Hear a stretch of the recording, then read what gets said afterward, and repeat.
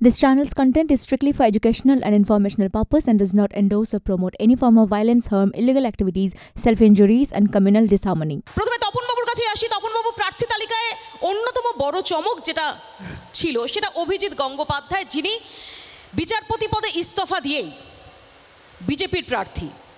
এবারে তমলুকে অভিজিৎ গঙ্গোপাধ্যায়কে প্রার্থী করে আপনারা কাজ হাসিল করতে পারবেন?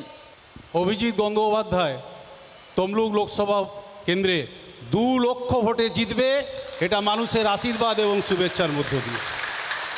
এই কারণেই জিতবে, রাজ্যের শাসক দল তৃণমূল কংগ্রেস যেভাবে গদ্দারি করেছে, বাংলার মুখ্যমন্ত্রী গঙ্গা জলে দাঁড়িয়ে মিথ্যা কথাবার্তাগুলো ধারাবাহিকভাবে বলে চলেছেন। স্বাভাবিকভাবে এই তমলুক লোকসভা কেন্দ্রের মানুষ স্বাধীনতা আন্দোলনের পীঠস্থান, কখনো কোনো দিন এই মিথ্যাবাদীদের স্থান দেবে না।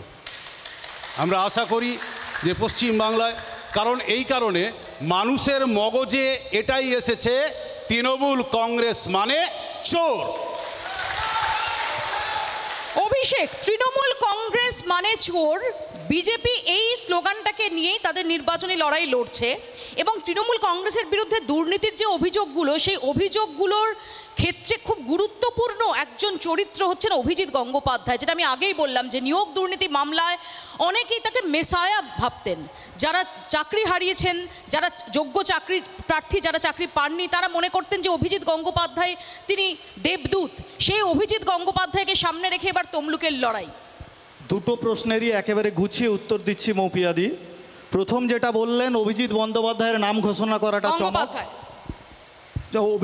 যেটা বললেন অভিজিৎ বাবুর নাম ঘোষণা করাটা চমক।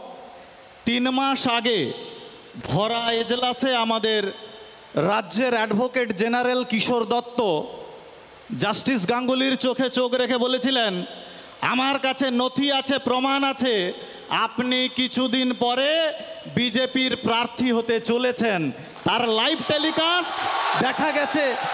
এটা যেটা চমক বলছেন, এটা চমক নয়, এটা আমাদের কাছে উৎসাহের কোনো ঘটনা নয়, বরঞ্চ বিজেপির কর্মীদের এটা ব্যথিত করেছে। কারণ কিছুদিন আগে থেকেই ওনারা অনেকেই এখানে নতুন পাঞ্জাবি টাঞ্জাবি কিনে রেখেছিলেন, বোধহয় এখানে ওনারাই কেউ হবেন, তারা ভীষণ ব্যথিত হয়েছেন। এটা আপনার প্রথম প্রশ্নের উত্তর। দ্বিতীয় কথাটা আপনিই ঠিক বলেছেন, চোর এই স্লোগান নিয়ে বিজেপি নির্বাচনী বৈতরণী পার করতে চলছে।